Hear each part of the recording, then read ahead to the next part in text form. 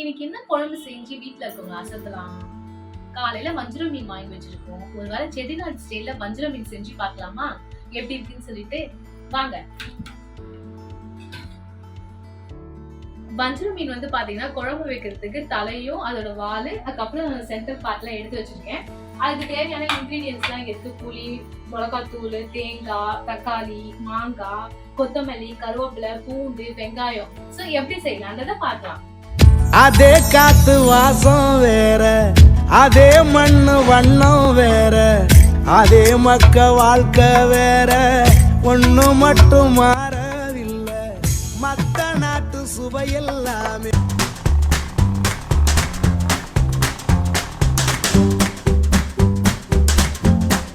அடுப்பை பத்த வச்சுக்கோங்க. கடாய் நல்லா சூடாகிற வரைக்கும் வெயிட் பண்ணுங்க. மீன் குழம்புக்கு எப்பவுமே நல்லெண்ணெய் தான் நல்லா இருக்கும். ஸோ நான் நல்லெண்ணெய் எடுத்திருக்கேன். எண்ணெய் சூடாகிற வரைக்கும் வெயிட் பண்ணுங்க. எண்ணெய் சூடானதுக்கு அப்புறமா ஒரு கைப்பிடி அளவுக்கு வெந்தயத்தை போடுங்க.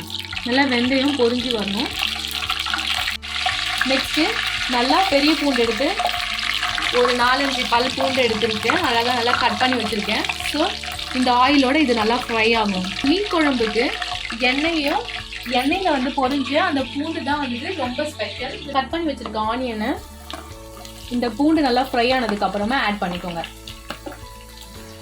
வெங்காயம் நல்லா ஃப்ரை ஆகணும். இந்த நல்லெண்ணெயோட சேர்ந்து இந்த வெங்காயம் நல்லா ஃப்ரை ஆனாதான் இந்த செட்டிநாடு வஞ்சரம் மீன் குழம்புக்கே ஒரு சூப்பரான டேஸ்ட் கிடைக்கும். ஸோ நல்லா ஃப்ரை ஆகட்டும்.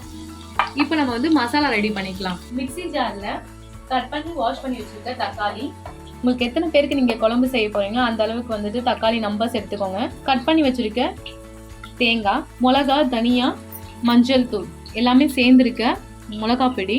அடுத்ததான் வந்து பாத்தீங்கன்னா சால்ட் ஆட் பண்ணிக்கோங்க. உங்களுக்கு தேவைக்கு ஏற்ப கொஞ்சமா கருவேப்பிலை ஆட் பண்ணிக்கோங்க. மிக்ஸி ஜார்ல போட்டு அரைக்க போறோம். ஆனியன் நல்லா ஃப்ரை ஆயிடுச்சு.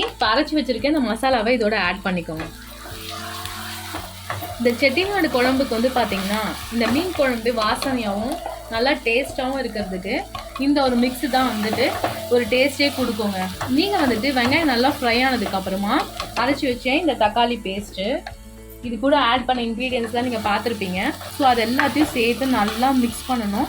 ஸோ அடுப்பு வந்து சிம்மில் வச்சுக்கோங்க. ஏன்னா தீயறதுக்கு வாய்ப்பு இருக்கும். ஸோ அதெல்லாம் சிம்மில் வச்சுட்டு நல்லா ஃப்ரை பண்ணிக்கோங்க. கரைச்சி வச்சிருக்கேன் இந்த புளி தண்ணியை இதில் ஆட் பண்ணிக்கோம். புளி வந்து பார்த்தீங்கன்னா ஒரு எலுமிச்சை அளவுக்கு வந்துட்டு புளி வந்துட்டு ஆட் பண்ணியிருக்கேன். நீங்கள் வந்துட்டு உங்களுக்கு புளிப்பு ரொம்ப பிடிக்கும் அப்படின்னா உங்களுக்கு ஏற்ற போல் நீங்கள் அளவு ஆட் பண்ணிக்கலாம். இப்போ நல்லா கொதிக்கிட்டோம். மீன் குழம்புனாலே வந்துட்டு பார்த்தீங்கன்னா மாங்காய் ஆட் பண்ணாமல் எப்படி, நான் வந்துட்டு சில பீசஸ் ஆஃப் மாங்காய் ஆட் பண்ணுறேன். கூடவே கொஞ்சம் கருவேப்பிலை, கொத்தமல்லிலாம் ஆட் பண்ணிக்கிறேன். நல்லா கொதிக்கிட்டோம்.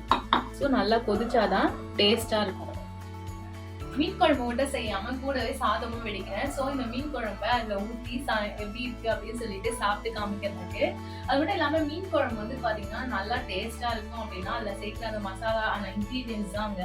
ஸோ அது மட்டும் இல்லாமல் நீங்கள் வந்து பார்த்தீங்கன்னா எந்த மீனை ஆட் பண்ணுறீங்களோ அந்த மீனுக்கு ஏற்பா போல வந்துட்டு வாசனையும் டேஸ்ட்டும் இருக்கும். நான் வந்து வஞ்சரம் மீன் எடுத்திருக்கேன். உங்களுக்கு எந்த மீன் பிடிக்குமோ அந்த மீன் கூட எடுத்துட்டு இதே மாடலில் நீங்கள் செட்டிநாடு மீன் குழம்பு செஞ்சு பார்க்கலாம். இந்த செட்டிநாடு குழம்பு இன்னும் அதிகமாக டேஸ்டாக வரதுக்கு பார்த்தீங்கன்னா தேங்காவை நல்லா அரைச்சிட்டு அதை நல்லா பிழிஞ்சு வெடிக்கட்டி இந்த மாதிரி எடுத்துக்கோங்க. தேங்காய் பால் இந்த குழம்பு கொதிச்சு வரும்போது இந்த மாதிரி நீங்கள் ஆட் பண்ணும்போது தேங்காய் பால் ரொம்ப டேஸ்டாகவும் சூப்பராகவும் இருக்கும் இந்த மீன் குழம்பு.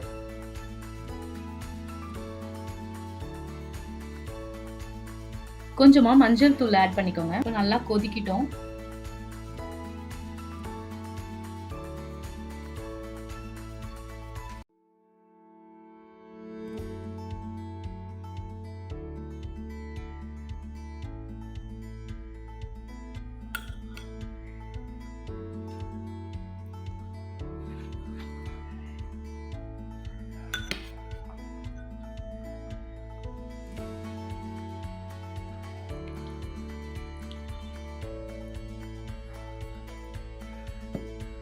நான் செஞ்ச செட்டிநாடு வஞ்சரம் மீன் குழம்பு எப்படி இருக்குன்னு சொல்லிட்டு டேஸ்ட் பண்ணி பார்க்கலாம். என் கூட சேர்ந்து நீங்களும் டேஸ்ட் பண்ணி பாருங்க.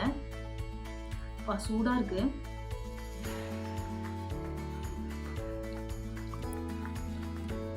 ரொம்ப டேஸ்டா இருக்கு.